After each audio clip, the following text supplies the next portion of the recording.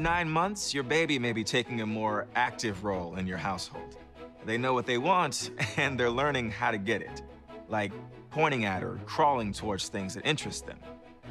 And while this independence is exciting, it can come with new challenges, like exploring new and dangerous situations or crying every time you leave them. Separation and stranger anxiety.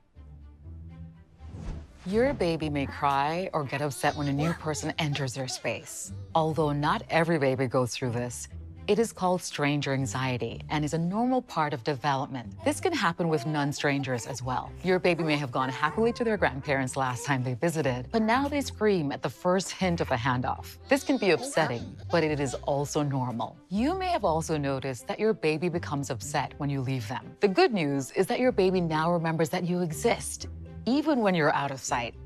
But the bad news is that they're worried about when you will come back. Separation anxiety is part of their process of working this out. Stranger and separation anxiety tend to begin at 8 to 10 months and often reappear later in childhood. Like bedtime and mealtime routines, a goodbye routine can help you and your baby know what to expect. You can practice goodbyes so your baby will learn that while you leave temporarily, they're okay and you always come back. Avoid the temptation to sneak out. Give your baby a calm, upbeat goodbye, remind them that you'll come back later, and tell them that the person you are leaving them with loves them, and then leave. If you seem distressed, then chances are they will become distressed as well. Even though your baby may have a big reaction, their distress usually doesn't last long. Feeding themselves.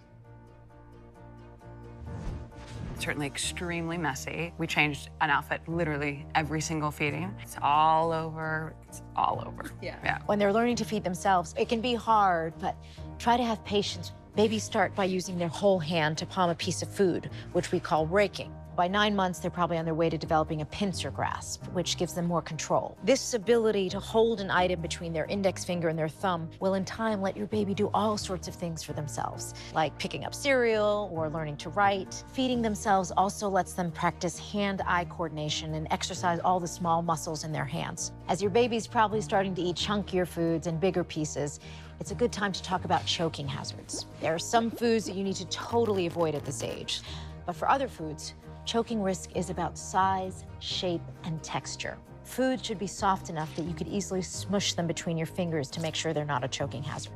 And as you try new foods, remember, science tells us that babies may need to taste a new food 10 to 15 times before they like it.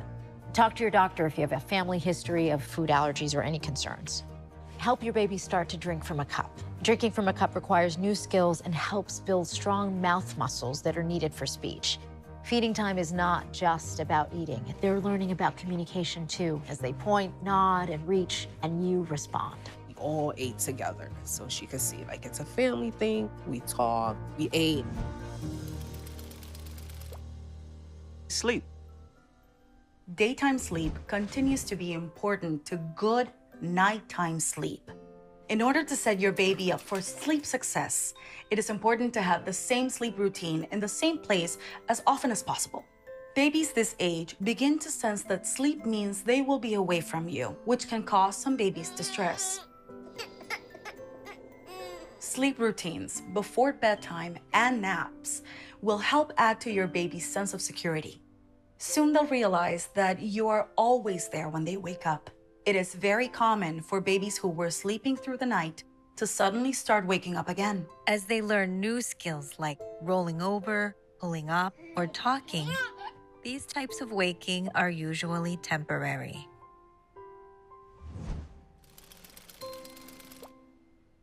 Sharing feelings. I have no problem telling my kids, you know what, mommy's a little frustrated because you were not making the right choice. That was one of the hardest things to accomplish, learning to label my own feelings so I could help my child. Talking about feelings, yours, your baby's, and other people's, is a great habit to begin now. Labeling your own emotions helps your child learn how people think and feel.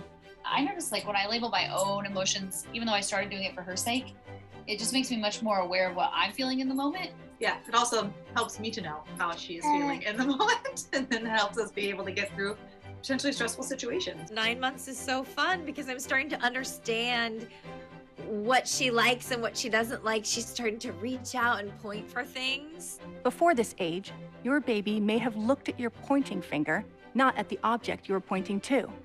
At this age, you might notice that your baby is now able to understand that you are pointing to call attention to something that you are thinking about.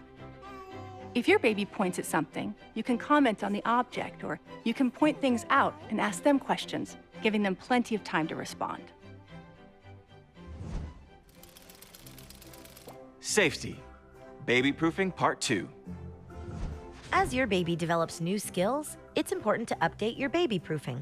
Your baby will still put anything they can reach into their mouth, so continue to store dangerous substances in locked cabinets, out of sight and out of reach. Now that your baby can pull themselves up and other objects down, keep hot food and drinks out of reach and off counters and tables. Keep pots and pans on back burners with their handles towards the rear of the stove. Strap your baby into a high chair or other secure space if they want to be with you while you cook. Holding them can lead to accidents. Separation anxiety. Give your baby a calm, brief, and upbeat goodbye. Any distress they may experience usually won't last long. Eating. Allow your baby to start to feed themselves and help them start drinking from a cup. This helps them build important motor skills. Sharing feelings. Labeling your own emotions helps your child learn how other people think and feel. Safety babyproofing. Your active baby can reach new things. Make sure hazardous objects and poisonous substances are locked up and secure. Your connection with your child matters to their health. The strength of your relationship shapes the way your child sees and experiences the world and helps them deal with the challenges we all face. If you have any questions about ways to support and connect with your child, be sure to ask during your visit.